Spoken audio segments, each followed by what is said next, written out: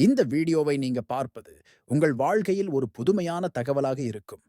காரணம், இது ஒரு உண்மையான விஞ்ஞான அதிசயம். நாம் இப்போது பேசப்போகும் விஷயம் நார்வேயில் உள்ள டூம்ஸ்டே சீட் வால்ட் பற்றிதான். இது பூமியின் கடைசி நம்பிக்கை கூடில் போல.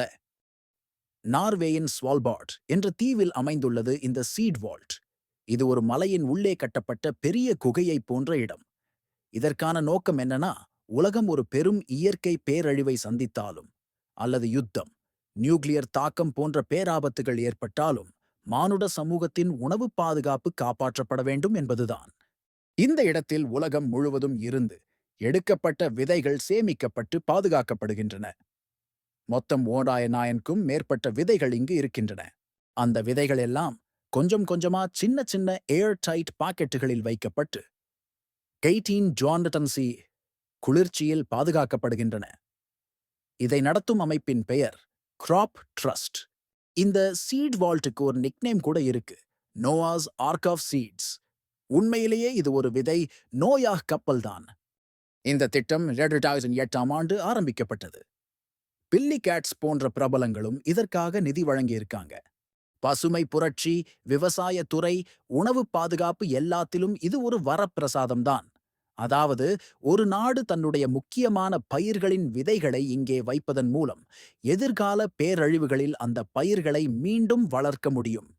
இது ஒரு சர்வதேச முயற்சி. இந்தியாவிலிருந்தும் நம் நாட்டின் பழமையான விதைகள் சில இங்கே சேமிக்கப்பட்டிருக்கின்றன.